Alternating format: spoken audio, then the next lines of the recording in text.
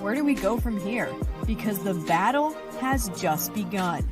As eyes open, we continue to arm ourselves with the truth in all aspects of our lives, asking questions and relentlessly searching for answers, educating ourselves and forging a new path forward.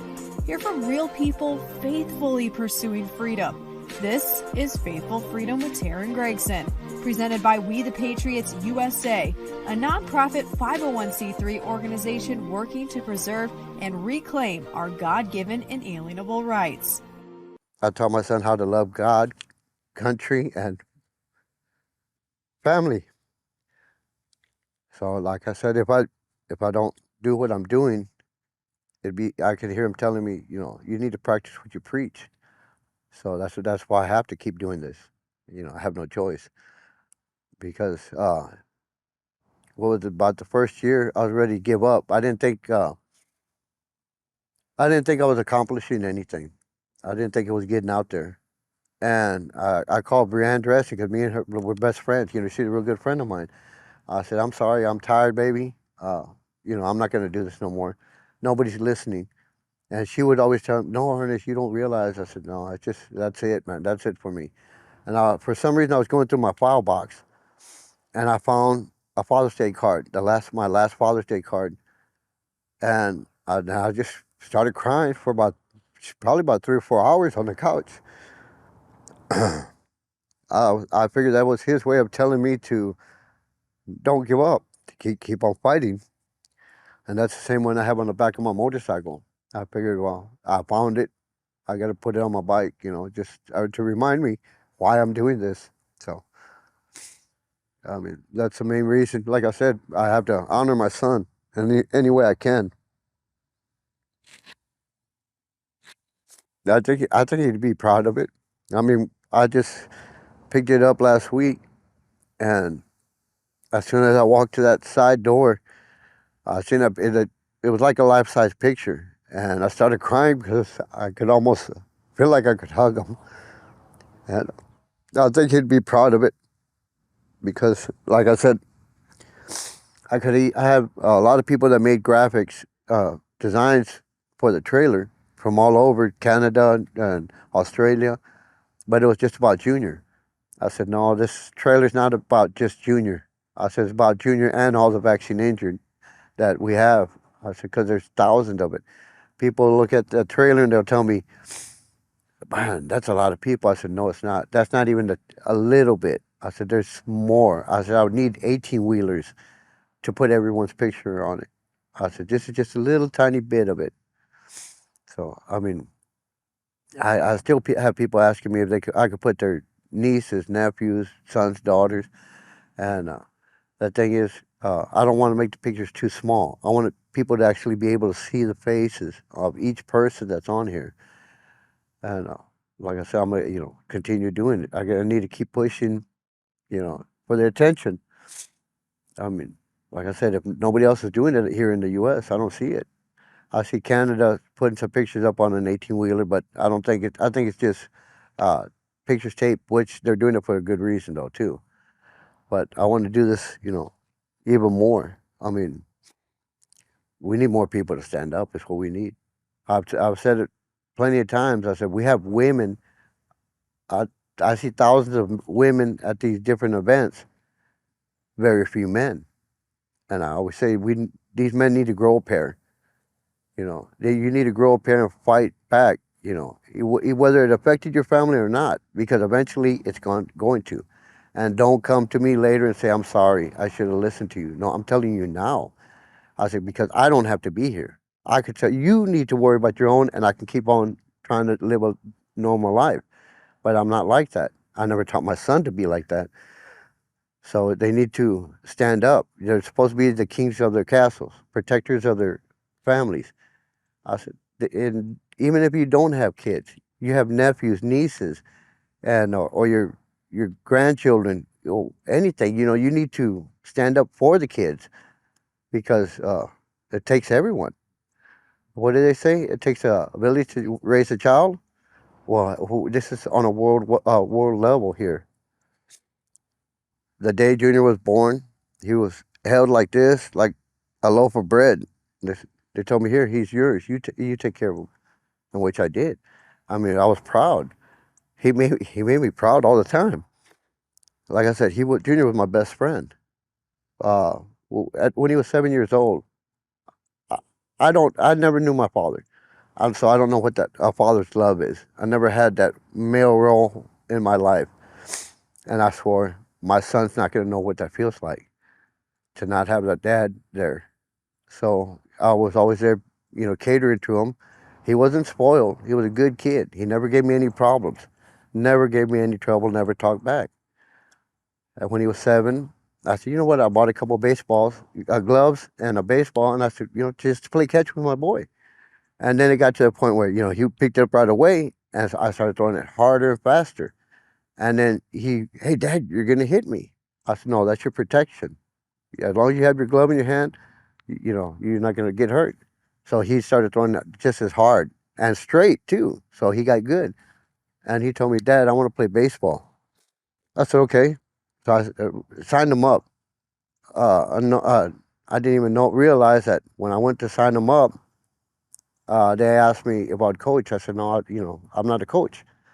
They said, well, can you at least pick the teams? I said, sure. Next thing you know, okay, here are your kids, coach. This is your team. I got stuck in it, but I'm glad because we enjoyed it. Me and Junior, I lived for, hurrying up, getting out of work because we had practice today. We had a game today. Junior became one heck of a baseball player. I had a gentleman I stopped to get something to eat. He recognized me. He goes, hey, sir, and your son, Ernesto, how's he doing? And he didn't know what happened. And, it just got me, and I told him. And he goes, Coach, I'm sorry. He goes, he was such a good baseball player. My son was on your team. I said, yes, I appreciate it. And because he would taunt. Junior was the type, even if he just got to first, he would run halfway, and he would taunt the pitchers. And they would throw the ball, and he'd steal a base. And he would do that all the way home. And it got to the point after a few times, the coaches would yell at the pitchers, leave Ernesto alone, leave him alone. And he kept on. And I know the pitchers would get mad. I could see it in their face. And they would do it anyway. And Junior would just, take advantage of them. Or he'd come up to bat, all the coaches, Ernesto's on base. And everybody would move back. Or he'd go up to pitch. He was really good. He had a good arm. He didn't like to be a pitcher. He always liked to play first base, but he was the best I had. Thank you for tuning in to this episode of Faithful Freedom with Taryn Gregson, a special edition featuring the full-length interview from Father Ernest Ramirez, who lost his 16-year-old son 5 days after the Pfizer shot. We will be back in just a moment. Today's case spotlight: We the Patriots USA vows to hold COVID shot manufacturers liable for fraud in EUA applications. On October 23rd, just days before the completion of this film, We the Patriots USA broke the news that it intends to file litigation against Pfizer for its failure to disclose the presence of contaminants in the shots to the regulatory authorities or the public in seeking emergency use authorization. Ernest Ramirez, the Martins, they have already agreed to be plaintiffs in that litigation. These families featured in our documentary Shot Dead. We are asking for your help to stand up for these children and so many others who have been shot dead. Join the fight to get justice for the victims by making a donation at wethepatriotsusa.org. Welcome back into wethepatriotsusa.org's Faithful Freedom with Taryn Gregson. They are also the ones behind the film Shot Dead. I was just humbled to help produce and direct. You can go watch it at shotdead.org. You were seeing the full-length interview from Ernest Ramirez, father of 16-year-old Ernesto Ramirez Jr., who died 5 days after the shot. You can see his story and how it goes along with so many other parents who have lost their children to this at shotdead.org. See the full feature-length film there. But for now, here's Ernest's interview. I mean, that was just something we lived for. I've been asked to continue coaching. Maybe that would help me, and I said I couldn't because it brings back too much memories. Because he should still be here. I'd coached Little League from since he was 7 all the way till he got to high school. And like I said, it was a great pastime for us. That, fishing, like I said, we just had so much, even road trips. We had so much fun together. And then like when the COVID hit, naturally everything comes to a halt. And I said, okay, I wouldn't let him out. Even his best friend lived across the street. I wouldn't let him go over there. They had to talk on the phone or uh, on the games that they played. And April 19th, uh, before that, when Pfizer came out and said it was safe for teenagers, I waited a little while. I took the Moderna, both, and I didn't get reactions until, recently. And anyway, I said, well, I'm okay. I said, Pfizer says it's safe. You want to go get it? He goes, sure, Dad. Like nothing. Kids don't like shots, but, what we're living through with this COVID issue, supposedly, we figured we're protecting ourselves.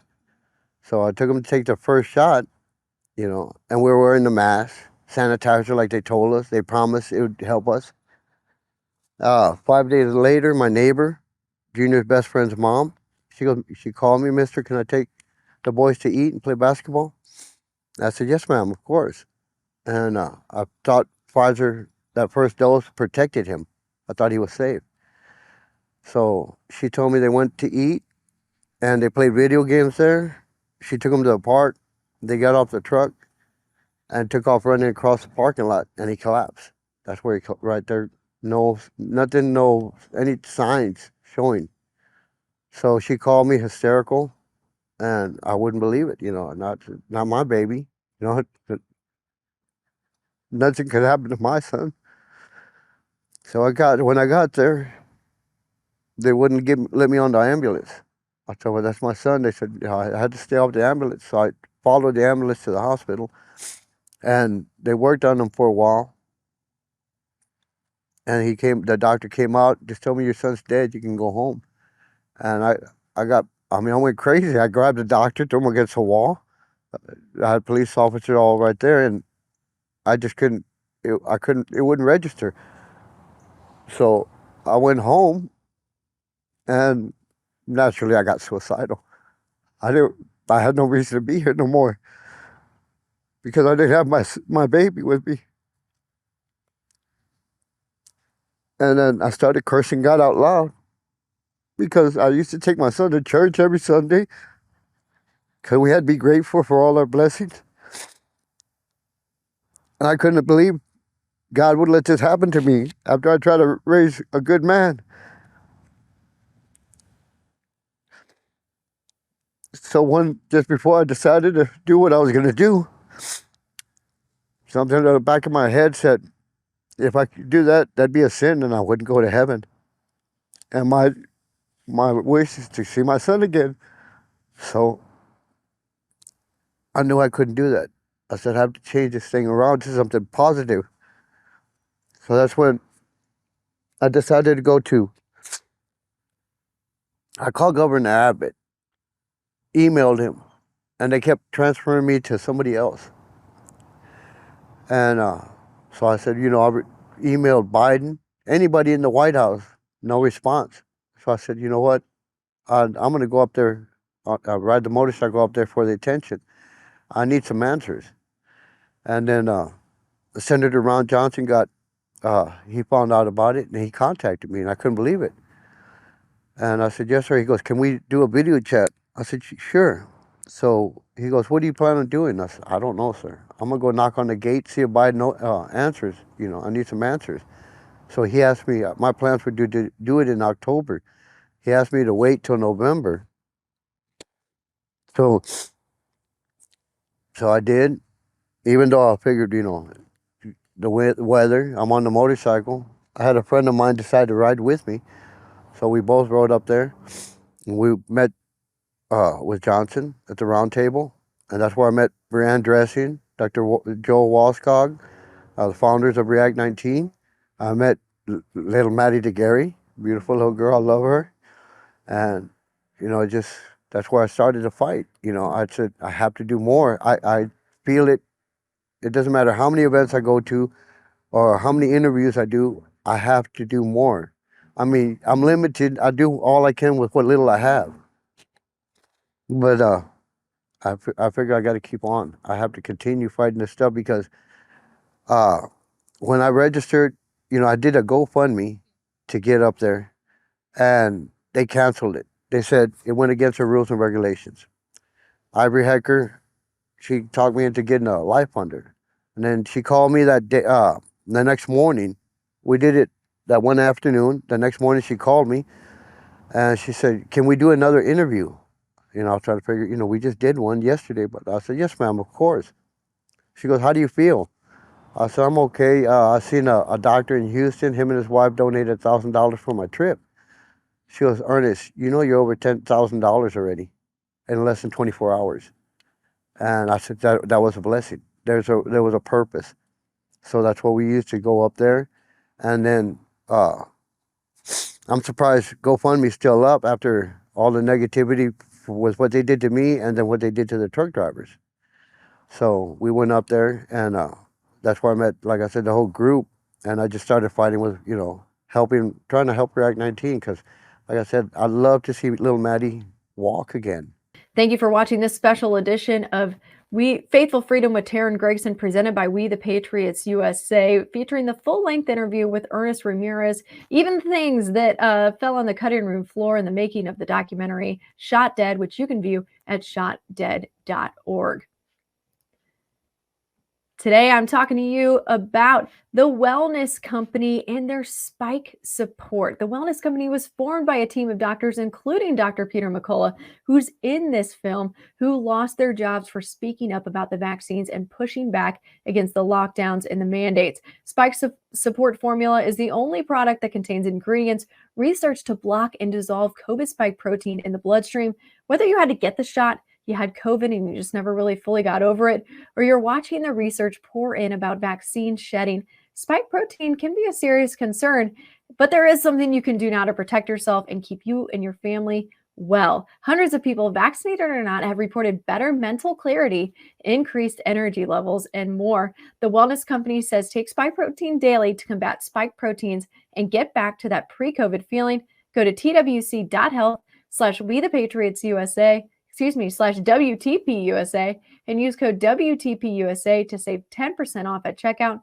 That's twc.health/WTPUSA, code WTPUSA for 10% off.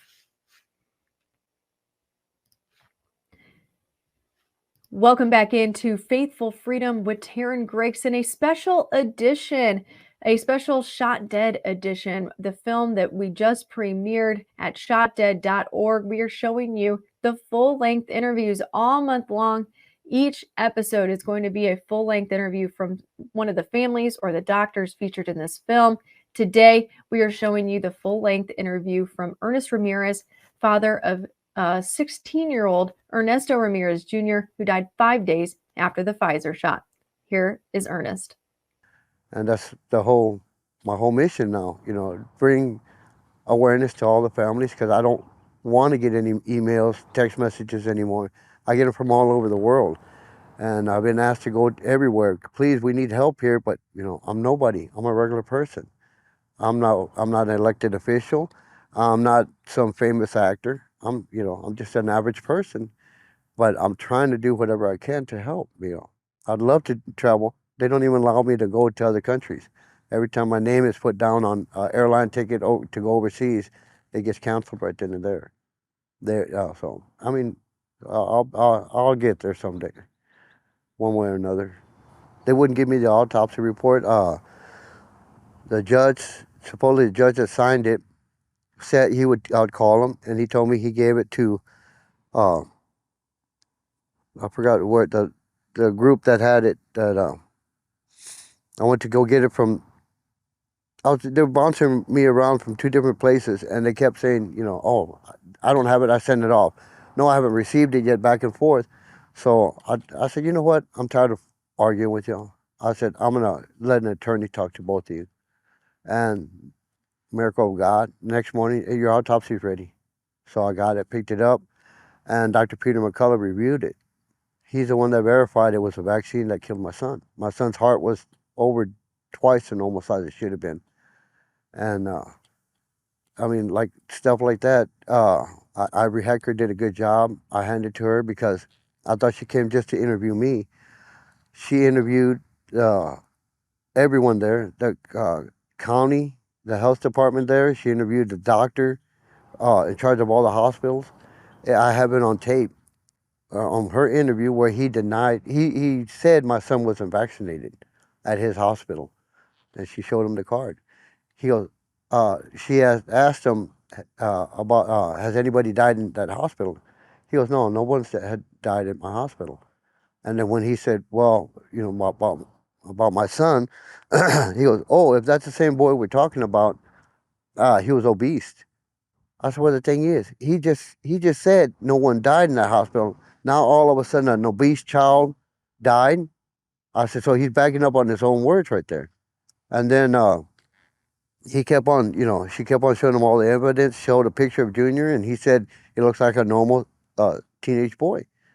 And, you know, so he called the health department and they said, oh, they couldn't find his paperwork. It magically disappeared. And that's why I said, you know, stuff like that's irritating. I hate a person that lies. I don't lie. You ask me a question, whether I'm right or wrong, I'm going to admit it, you know.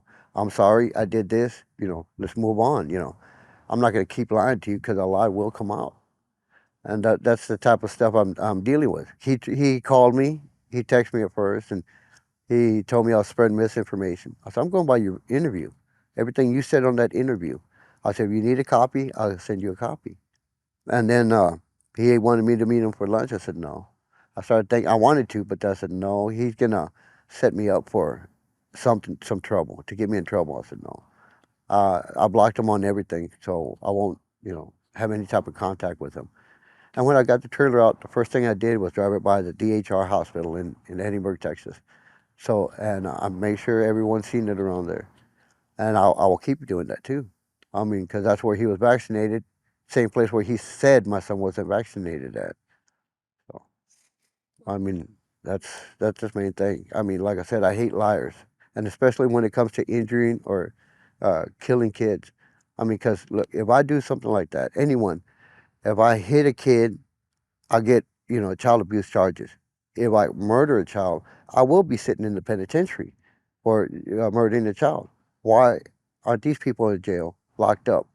I mean, look at all the injuries and deaths they've caused, and especially to babies. You know, that's, I don't understand. You know, I had a friend, her brother-in-law died from COVID supposedly, and they filed for FEMA funeral assistance, and they sent her a check, $9,000, I think, for to help. And naturally, I had insurance on myself, so if something happened to me, I would leave my son in good standing. I didn't expect my son to pass before I did. So I filed with FEMA to help me bury my son. You know, I had nothing. So they asked me for all the paperwork, death certificates, everything, and I sent it to them, exactly what they asked for. And then they turned around and told me, this was around July. They said, your son didn't die of COVID. I said, no, he died from the Pfizer vaccine. They said, well, we can't help you. I said, you know what, don't worry about it. I'll take care of it. I'll figure something out. I had friends from all over. People just donated money to help me bury my son, which I was been really grateful for that. So, and then I started traveling, speaking at different events, doing all this stuff. December, in December 2021, I got a phone call. People quit calling me and talking to me. I lost all my friends because of the government. They said I'm getting too much attention from the government.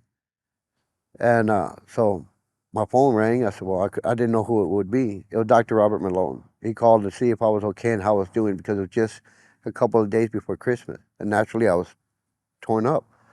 And he lifted my spirits. He'd call me at the right time. Anyway, after that, a little later, I get another phone call. I thought maybe it's another doctor. And it was FEMA calling me. They needed more information. I said, no, you don't. You have everything you asked for. I said, and you denied me, so just destroy that application and leave me alone. And they said, they had me on the phone for over 45 minutes. Mr. Ramirez, if you can do this, if you can change your son's death certificate so it says COVID, we can help you financially. I said, no. I said, I will not disrespect my son like that. I will not, falsify government documents for financial gain. I said, I told you, just destroy that application, leave me alone. And she kept on and off hold. She kept on putting me on hold. And finally, to the end, I just got frustrated. I said, I already told you, destroy that stuff. Don't bother me no more. And anybody that's listening in, I said, you tell them, you want more information on me and my son? Google my son's name, and you'll find out exactly who we are. And she lowered her voice to a whisper. She actually said, I'm so sorry, Mr. Ramirez, and she hung up. Then they call me just about every month. They will send me emails. And I had people, attorneys asking me for the emails. They magically disappeared. I didn't know you could, delete emails. So they're magically gone. And I had one attorney tell me, next time they call you, record it. So I got a voice recorder, and we were talking for about 13 minutes, and they finally hung up. So when I went to review the recorder, all you hear is a click and 13 minutes of dead air. And I know it can't be the recorder, because I have recordings of me and Dr. Peter McCullough speaking on the phone, me and other doctors. So I tested it, and it works fine. Then when I decided to record FEMA, that's all I got. I went to a shop and asked for a certain recorder so I can record conversations. He goes, but I got this $100. This one's $200. They're high, top of the line. And he goes, what are you trying to record? I said, well, I have a FEMA calling me, and I need to record the conversations we have. He goes, that's government. I said, yes. He goes, it's not going to work. He goes, I can tell you anything here in my shop. He goes, but it's not. You can't record them. He goes, they have a way of not being recorded. So, like I said, to this day, they keep bothering me for that. They keep trying to. The last time I talked to them, they offered me $10,000 to $35,000. I said, that's nothing. I said, my son was my world. You'd have to give me the world double over, and then that's still not going to be enough to keep me happy, because the only thing that's going to keep me happy is my son being next to me, and they can't do that. So, I'd love to sue Fauci, Biden, everyone, NIH, CDC, FDA, all of them. I'd like to take all their money. They need to be broke and locked up and suffer because of all the money they made off the injuries and death. And with that same money, I would love that. That's what I tell Brianne. With that same money, I would be able to help all my vaccine injured. I'd put it back in a program to help everybody to try to get a normal life. My life will never be normal because my son will never be with me. But at least I could see it in the injured, seeing them smile and be happy, living a normal life. That would bring some type of peace to me. So that'd be worth it. Because like I said, I get thumbs up or people honking. I've even had, when I first got it, I would stop at a stoplight. Naturally, you're waiting for that next vehicle to stop next to you. They'll stop back here at the trailer to look at all the pictures. And at each and every stoplight I stop at, nobody stops next to me no more. They stop next to the trailer to look at it, which the whole purpose of it, that's why I have it. So they're going to talk about it. Maybe somebody will pick it up. Hopefully local media will finally put it up there. This gentleman from South Texas has this trailer he's traveling in, and it'll reach more people. Or maybe, okay, one person's going to say, I seen this trailer with Vax injured and this junior that passed away. Then they're going to tell two people, and they'll tell more, and they'll just spread out like that, like wildfire. That's what I'm hoping, because we can't get the word out enough. Because right now, who can you imagine how many children are getting vaccinated right now? I'm pretty sure. And then how many are dying? How many people that have lost children, and they told them, we're going to write it down as COVID so we can help you bury your child, I've heard where, well, I didn't get no, I'll ask them, did you get sample tissues before you buried your son? Or they'll tell me no, because he was cremated. they'll cremate the child right then and there, as you know, without that way they destroy evidence. That's what it is. So Thank you for watching this special edition of Faithful Freedom with Taryn Gregson. Here in November, we are showing you the full-length interviews of the families featured in the film Shot Dead. You can see the whole feature-length film at shotdead.org. I promise, if you think this is a powerful interview, just see it in the context of all of these families and weaving all of their stories together. It is powerful. We'll be back in just a moment. You can head to TarynGregson.com and get your HPV, your MMR, and your fluoride resource guide, as well as the new aluminum resource guide. If you sign up for our newsletter, it's free. You'll get all of those resource guides free to your inbox, studies, research, everything straight to your inbox. And then you will also get our weekly emails showing you what is coming up on Faithful Freedom with Taryn Gregson and more. You can also check out the vaccine exemptions by state. Wherever you're at in the United States, you can get the information you need to get your child an exemption to go to school or whatnot. You can also visit the resources at TarynGregson.com/resources. We have breaking news, recipes, clean living tips, you name it, up at TarynGregson.com. Welcome back in to Faithful Freedom with Taryn Gregson, the final segment of the special edition episode behind Shot Dead, our new feature-length film, our documentary that we premiered here in the month of November. Because of that, we are also showing you all month long the special full-length interviews that we did for this film. We wanted you to see these heartbreaking interviews because they're so powerful woven together. They are also powerful and they're full length as well. And so we want you to see that. You were hearing from Father Ernest Ramirez in today's episode. I mean, I don't understand. We're getting in a crazy world, and it's just going to get worse. I keep telling you, it's going to get worse before it gets any better. Like I said, Dr. Tom Witcher asked me permission if he could put Junior's billboard up in Mississippi. And he said, Ernest, do you mind? I said, no, sir, you're more than welcome to. He goes, don't worry about it. I'm going to pay for it out of pocket. I said, yeah, I'll be honored, sir, if you would do that. You know, we had plans already. I said, the first billboard you put up, I'm going to drive up there on the bike, and we're going to take pictures. He had reporters standing by, and they denied him. No, they wouldn't let him put a billboard up anywhere in Mississippi. So that's something inside told me to get a trailer and wrap it with all the vaccine injured and Junior's picture. And I started thinking, you know, I can't financially, I'm not able to do stuff like that. But you know, like I said, you know, I even called a minister for a friend of mine, asked him, have you ever talked to God? Have you heard God before? He goes, yeah, I talk to him all the time and I've heard his voice. I said, is it an actual voice or what? He goes, no, it's something inside you. I said, well, and I told him, you know, I feel something telling me to buy a trailer. And like I said, I don't have the money to buy a trailer, but something's telling me to buy a trailer. So, you know, I just felt I need to do it. I need to turn it into a rolling billboard. You know, no one can tell me what to do with my own property. So, you know, that's why I did it. You know, it wasn't my thinking or my choice to do something like this, but I think it was a good thing. I'm glad, you know, maybe the good Lord was telling me, you know, you need to do this and this is going to happen. That's why I did it.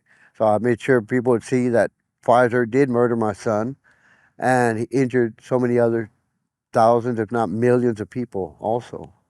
I had to have my son. I said, this was not just about my son. It's about everybody involved that's been affected with all these poisons. It's not just one manufacturer, it's all of them. And the main two ones here, well, three or four. We'll have Dr.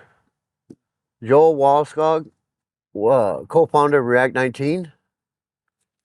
Then we have Brianne Dressing, co-founder of React 19 also. Let me see. She's on the other side. Oh, here we go. Here's one of little Maddie DeGarry. And we also have Mona down here. She was in DC with us. I mean, like I said, there's so many of them. I don't know them all personally, and it's not just here in the U.S. These are people from all over. There's some from all Australia. They were telling me, Ernest, thank you for putting my picture up there. I mean, it wasn't just me. These pictures, Brianne Dressen helped me out with a lot because I asked everyone across all social platforms, that what I'm doing, and I want to include my vaccine injured family with it too. I said, and we're gonna send you pictures. And I said, no, don't send them directly to me. I sent them to Brianne Dressing. I said, please send them to React 19 so she can organize them, and then we'll get it going from there. So, like I said, I made sure we had to make sure Junior's website, like on the other side. I'm sorry, I should have mentioned that. I have Junior's website here. Like I said, with on the website, I haven't updated it yet. I've been traveling too much, but I have our meeting with Senator Ron Johnson. I have a song, one of the local artists, but it's in Spanish, a local artist made for Junior, and about me fighting back the government, and other little pictures of injured and everything. And so that's the application. Any vaccine injured or grieving people, families, can put their information on there for me, and they can reach out to me. And then I had to make sure React 19 is also on there. I've always said God didn't kill my son. It was man. Man killed my son. And the thing is, God knew this was all set out. He knew this was going to happen. God knows my heart. He knows the type of person I am. And he figured, this is going to happen to you, but you are going to fight for me. He knows I'm the type that I don't give up, and I don't back down. So I figured this is a fight for him. I tell everyone too. I said, look, man, everyone here is waiting for a miracle. I said, we can't wait for a miracle. We are the miracle. We have to make our own miracles.